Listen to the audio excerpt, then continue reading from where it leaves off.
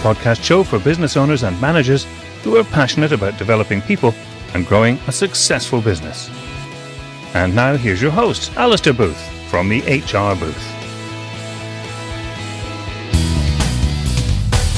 Welcome to our latest podcast. So, special edition this time. Delighted to be joined by Calum Anderson, one of our team members. Great to have a guest on the podcast, but more importantly, great to have you on the podcast, Calum. It's always great to have a team member on. So, thanks for joining us today. No, thanks for having me. No bother at all. So, the topic this time is on, it's a concept that Ren and I were speaking about a wee while ago. So, Boomerang employees. So essentially someone who's been in a business, left and come back. So we're not calling you as such a Boomerang employee, but the terminology, that's kind of what it is. Yeah. So today is really just to hear a wee bit about your experience, Calum.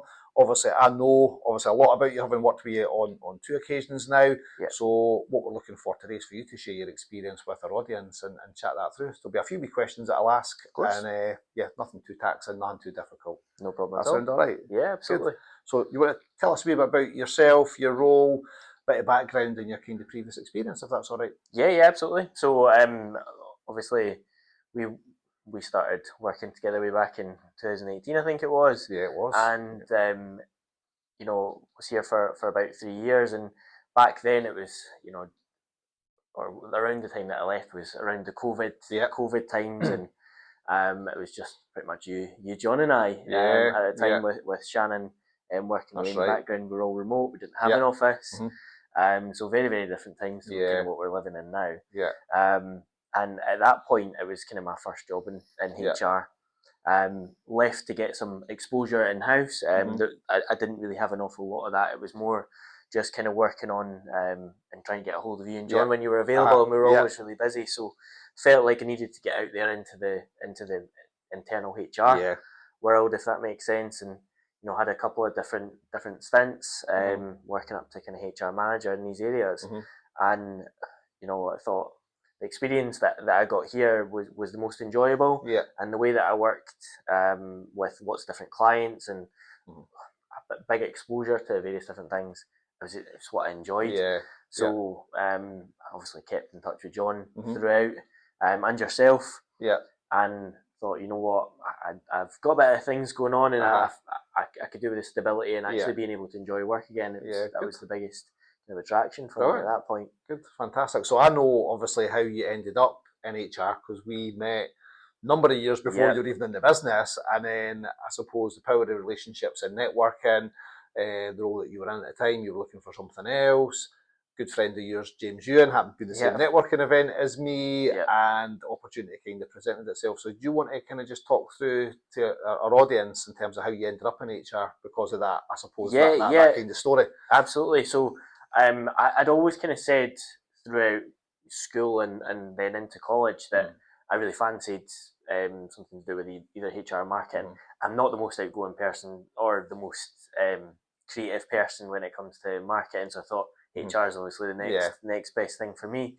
So when I got a graduate job in recruitment, I was kind of doing the onboarding and the recruitment cycle, and I just kind of fell into the HR kind of way of working. So the transition was quite seamless from that perspective. But exactly, we were both doing networking at the time.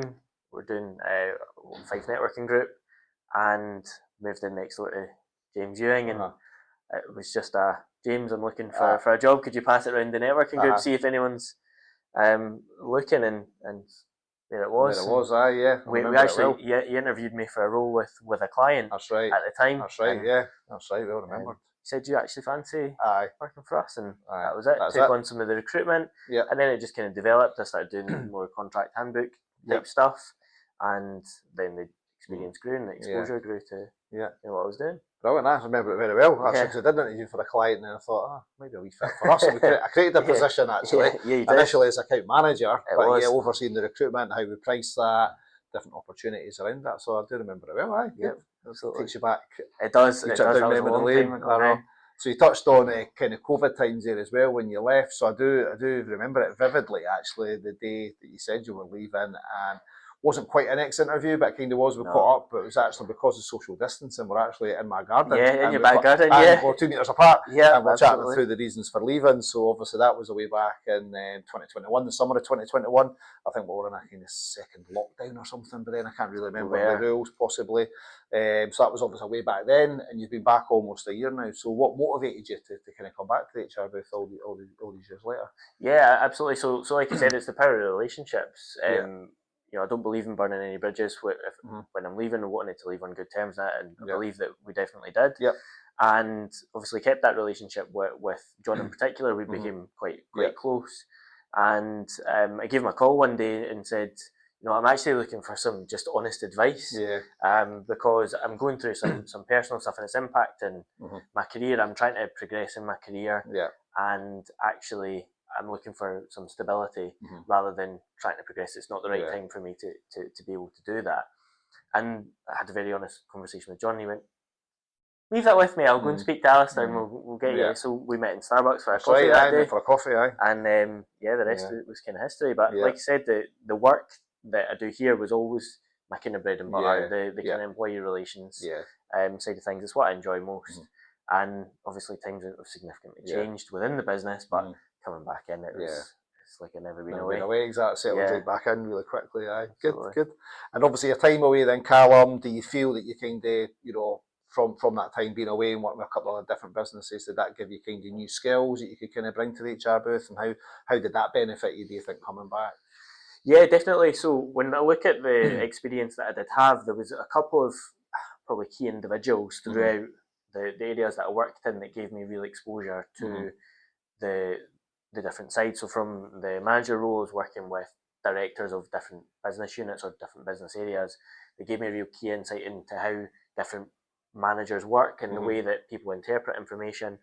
And also from working with other HR professionals where we were working on strategy together, it gave me a bit of exposure to more technical areas and technical strategy. So directly relates back to what the work that we do with clients, because all we're doing is advising on that, but it gives us different options because we're not actually ingrained in the politics of what they do.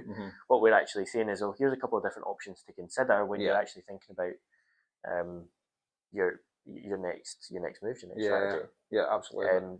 On top of that, working with another HR professional taught me a lot about data analytics as well. So working with systems like Power BI and dashboard reporting, it's something that I've really enjoyed throughout the last couple of years. Now I've kind of transferred that over. So I think it's been pivotal in my growth. Was actually just being exposed to different ways of working. Just different experiences and working with different people. Good. Absolutely. So you've touched on a couple of times already, Calum, around really enjoying the kind of ER side, HR.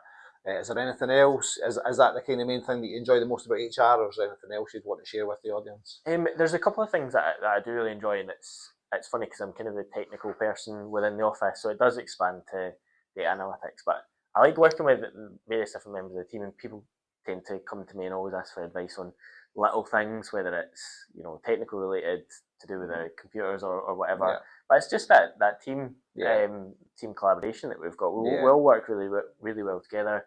We've all got similar values in terms of what we do, and we've all got really good relationships internally. So it's that part of it's, you know, really positive. Good, brilliant. And we touched on earlier the term Boomerang Employee. So how does your experience as, you know, if we were calling you a Boomerang Employee, how do you think that kind of shapes your approach to your work and teamwork within the business? Yeah, I mean, as I mentioned, there's been a fundamental change to the business. I mean, the size of the business, the amount of staff that we've got, the staff that are here, but also some of the clients are still here. There's a lot of new clients as well.